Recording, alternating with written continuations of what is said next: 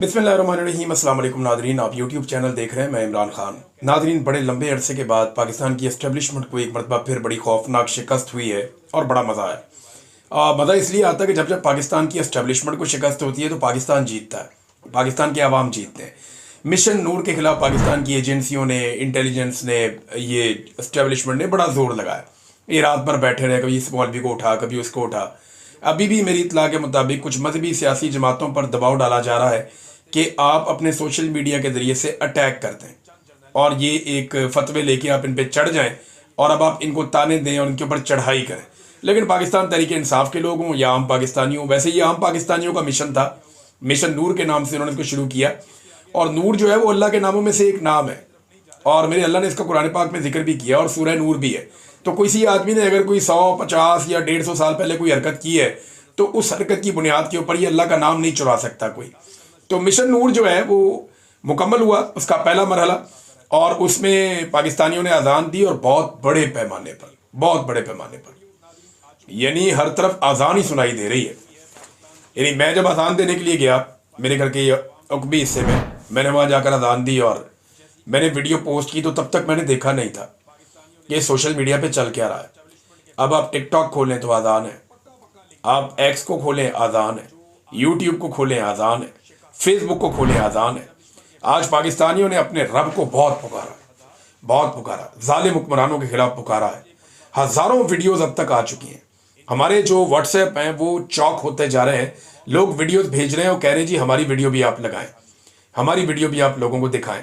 बेशुमार वीडियोस अभी तक सोशल मीडिया पे वायरल हो गई और बहुत सारी ऐसी हैं जिनको हम पोस्ट नहीं कर पा रहे, बता नहीं पा रहे।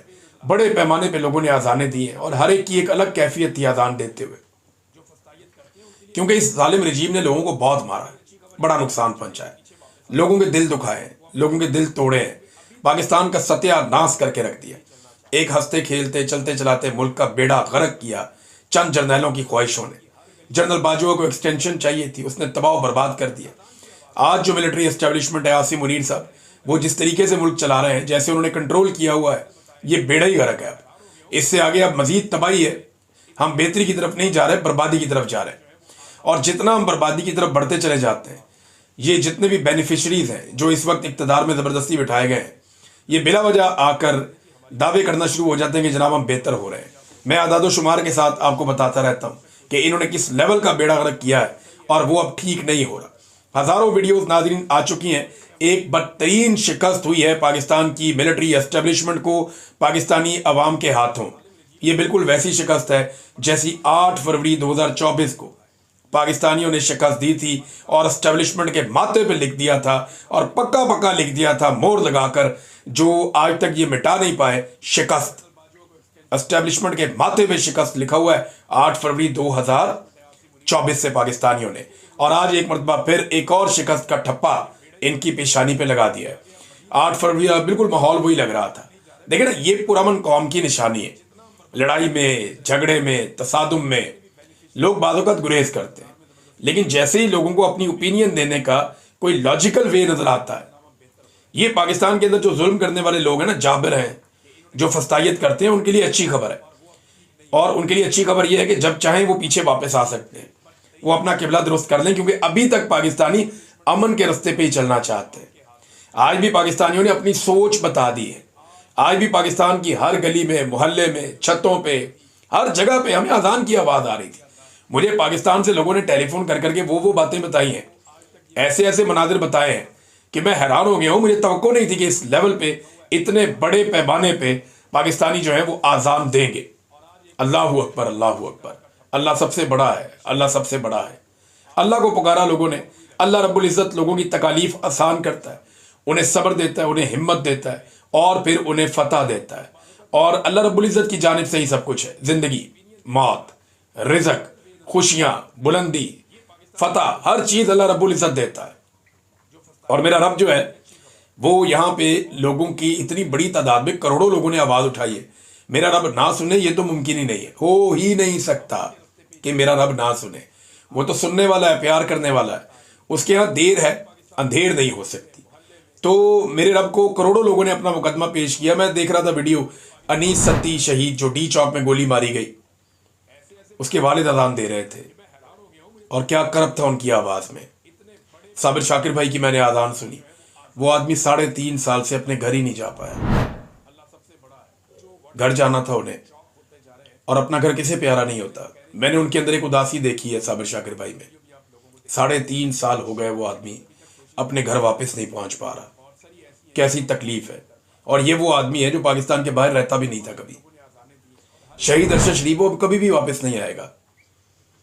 मैंने वो अदील राजा साहब का मैंने ट्वीट पढ़ा, उनकी जो फीलिंग थी, वो कहते जी ये तो एक अलग फीलिंग है। मैंने खुद जब अजान दी तो मुझे बहुत सारी चीज़ें मेरे दिमाग में मुझे याद आई जो मैंने अल्लाह के सामने रखी। तो पाकिस्तानियों ने अपना मुकदमा अल्लाह रब्बुल इज़्ज़त के सामने रख दिया है। एस्टैब्लिशमेंट बयानियाँ बनाने में नाकाम रही और लोगों की सोच को बदलने में अभी तक नाकाम रही। ये साबित हो गया कि सारी कोशिश करने के बावजूद ये लोगों की सोच को नहीं बदल पाए। लोग एग्जैक्टली आज भी वैसे ही सोच रहे हैं जैसा 8 फरवरी को सोच रहे थे, या शायद अब लोगों में इसकी शिद्दत ज़्यादा है। पुरअमन पाकिस्तानी इस जुल्म से निजात चाहते हैं। ये भी एक चीज़ सामने आई। ख़वातीन ने दुआएं भी की हैं। ख़वातीन क्योंकि अजान नहीं देती, उन्होंने बाज़ जगह पे दुआएं करवाई, बाज़ जगह पे जो अजान की कैसेट्स हैं वो चलाई। तो ख़वातीन ने अपने तौर पे जितना वो रोल प्ले कर सकते थे उन्होंने किया। मैंने बच्चों को देखा, बहुत ज़्यादा वीडियोस बच्चों की आ रही हैं। छोटे छोटे बच्चे जो है वो अजानें दे रहे हैं, अपने घरों में खड़े होकर, बालकोनी में खड़े होकर, छतों पर खड़े होकर बच्चे अजानें दे रहे हैं। इकट्ठे भी, अलग अलग भी, बहुत सारी वीडियोस आ रही हैं और अभी तक आती चली जा रही हैं। क्योंकि दुनिया में टाइम चेंज होता रहता है, तो लोग जैसे जैसे टाइम आगे बढ़ रहा है तो पूरी दुनिया से अजानों की आवाज़ें आ रही। और इसके बाद जो है वो अल्लामा राजा नासिर अब्बास साहब की एक बड़ी खूबसूरत वीडियो आई कि वो अपने बहुत सारे स्टूडेंट्स के साथ एक यूनिवर्सिटी उन्होंने बनाई है, उसकी छत पे मैंने वो देखी, यूनिवर्सिटी बड़ी खूबसूरत है। उसकी छत पर खड़े होकर वो सबके साथ अजान दे रहे हैं अपने तलबा के हमरा। फिर अजान के दरमियान बहुत सारा कुछ जो है वो हमें दिखाई दे रहा था, लोगों की फीलिंग दिखाई दे रही थी। लोगों ने बाजमात अजानें दी इकट्ठे होकर, बहुत सारे लोग एक साथ इकट्ठे हुए, उन्होंने अजानें दी। तो ओवरऑल जो है वो एस्टैब्लिशमेंट को एक और शिकस्त हो गई है। लोगों ने अपना मुकदमा अल्लाह रब्बुल इज़्ज़त पर छोड़ा है और अल्लाह रब्बुल इज़्ज़त से रुजू किया है। तो मेरा रब कभी भी मायूस नहीं करता, वो मदद करने के लिए हमेशा हमारे पास मौजूद रहता है, हमारी शारक से भी ज़्यादा करीब। जालिम को खौफ आना चाहिए, उसे डरना चाहिए, तेरा अंजाम बहुत करीब है। जिसने जुल्म किया ना मेरे मुल्क में, जिसने जबर किया, जिसने जबरी तौर पे इंसानों को लापता किया, जिसने तमाम इदारों को अपने कब्जे में लिया, जिसने कानून को और आइन को खिलवाड़ बना दिया, जिसने खवातीन की बेहुरमती की, चादर और चार दीवारी का तकद्दुस पामाल किया, मिडिल क्लास लोगों के घर तोड़ दिए, बच्चों के ऊपर तशद्दुद किया, लोगों को ज़हनी और जिस्मानी अजियत में मुब्तला रखा, और सिर्फ अपनी ताकत को बढ़ाने के लिए और अपने इक़्तिदार को तूल देने के लिए इक़्तिदार और ताकत के नशे में और इसकी हवस में उसने जो कुछ किया है, आज लोगों ने वो मुकदमा अल्लाह रब्बुल इज़्ज़त के सामने रख दिया है। और बहुत जल्दी जालिम को खबर हो कि उसकी पकड़ होने वाली है, बहुत जल्दी उसकी पकड़ हो जाएगी जालिम की, और ये सारी दुनिया होती हुई देखेगी। मेरा अपने रब पे इतना भरोसा है ना, इतना ईमान है। जब ISI ने मुझे एक छोटे से सेल में कैद किया हुआ था ना, मुझे लगता था मैं चला जाऊंगा यहाँ से। मेरी बहुत दफ़ा हालत बहुत ख़राब हो जाती थी। ये मुझे बहुत अजीबोगरीब खबरें भी सुनाते थे मेरे घर वालों के बारे में भी। तो मुझे एक दिन एक आदमी वहाँ पे कहता है, नकाब पोश, कि तुम यहाँ से नहीं जा पाओगे, यहीं सड़ोगे, ऐसे बोलता है, यहीं सड़ोगे। मैंने ऐसे कहा जिस वक्त मेरे अल्लाह का हुक्म आएगा ना, मैं तुम सबके बीच में से गुजर के चला जाऊंगा। तो फिर उसने मुझे कहा कि तो फिर तुम इतना फड्डा क्यों करते हो यहाँ पे। मैं एक दो दफ़ा अपना सर फाड़ दिया मैंने, मैं बहुत प्रोटेस्ट भी करता था, मेरा झगड़ा उनसे चलता था। वो जो कपड़ा उन्होंने मुझे दिया पहनने के लिए ऑरेंज कलर का, वो मैंने आखिरी दिन तक नहीं पहना। बड़ी कोशिश की उन्होंने कपड़े चेंज करवाने की, मैंने कहा नहीं, वो ऑरेंज कपड़े मैंने उनसे नहीं पहने लेकर, जो सारे कैदियों को पहनाते हैं वहाँ पे, उस जगह पे जहाँ मुझे रखा था। मुझे पता है कौन सी जगह है, मैं जाऊँगा वहाँ पे इंशाल्लाह, ज़रूर एक दिन जाऊँगा। तो वो जो मुझे उसने कहा, फिर मैंने कहा जी देखिए मैं तो अपना काम करूँगा ना, मेरा काम है जोर लगाना, कोशिश करना, लेकिन जिस दिन मेरे रब का हुक्म हो जाएगा ना, मैं तुम सबके बीच में से गुजर के चला जाऊंगा। और फिर मैं आ गया। मुझे रब पे बड़ा भरोसा था, आज भी उतना ही भरोसा है, शायद उससे ज़्यादा भरोसा है अपने रब पे। और ये रब हमें अकेला नहीं छोड़ेगा। आज करोड़ों लोगों ने दुआ की है, अल्लाह ताला का बड़ा शुक्र है, पाकिस्तानियों को अल्लाह ताला ने एक फतह दी है। PMLN ने नादरीन जो प्रोग्राम किया, बड़ी मेहनत की, बड़ी कोशिश की, इन्होंने बड़ा पैसा भी खर्च किया बेचारों ने। कुछ ओवरसीज पाकिस्तानी, उनका तो बहुत पैसा लग गया। आसिम मुनीर साहब तो नहीं आए, वो चले गए, उनके पास अच्छी रिपोर्ट्स नहीं थी कि पाकिस्तान तहरीक इंसाफ बहुत एहतजाज कर रही है। और तहरीक इंसाफ ने एहतजाज किसी सियासतदान के खिलाफ किया भी नहीं, या ओवरसीज पाकिस्तानियों ने जो एहतजाज किया वो किसी सियासतदान के खिलाफ नहीं किया, उन्होंने सिर्फ फील्ड मार्शल आसिम मुनीर साहब के खिलाफ एहतजाज किया। उनके हाथों में जितने पोस्टर थे वो सारे के सारे जो उन्होंने उठाए हुए थे होर्डिंग्स, उनमें आसिम मुनीर साहब थे और उनके चेहरे के ऊपर क्रॉस ऐसे लगा हुआ था उनकी बॉडी पे, और उस पर लिखा हुआ था नो मोर डिक्टेटर, कि हमें मजीद कोई डिक्टेटर नहीं चाहिए, नो मोर एक्सटेंशन, हमें मजीद कोई एक्सटेंशन भी नहीं चाहिए। ये ओवरसीज पाकिस्तानी कर रहे थे। तो वहां से आसिम मुनीर साहब तो नहीं आए, फील्ड मार्शल साहब चले गए, गालिबन यूरोप चले गए, लेकिन शहबाज शरीफ साहब गए, कुछ और सियासतदान भी वहां पे थे।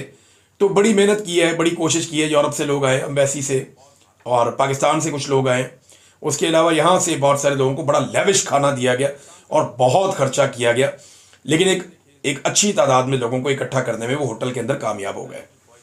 लेकिन हुआ ये कि पाकिस्तान तहरीक इंसाफ के लोग भी बड़ी तादाद में आ गए, उन्होंने आके होटल के चारों तरफ एहतजाज शुरू कर दिया, तो अंदर घुसने का इनको जगह ही ना मिले।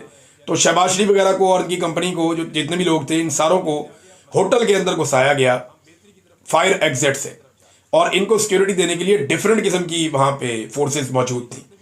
4 या 5 डिफरेंट किस्म की फोर्सेस जो लोग अंदर गए, उन्होंने बताया कि वहां पे मौजूद थी, और अंदर भी बहुत ज्यादा सिक्योरिटी थी कि कोई ऐसा वाकया ना हो जाए जिससे कोई नया मसला खड़ा हो जाए।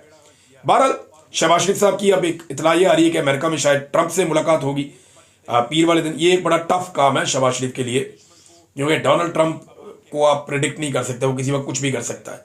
लेकिन चले, ये मुलाकात होती है तो फिर देखते हैं। बहरहाल ये वज़ीर आज़म तो जाली है, मैंडेट भी जाली है, जो ये कार्रवाई करेगा वो भी जाली है।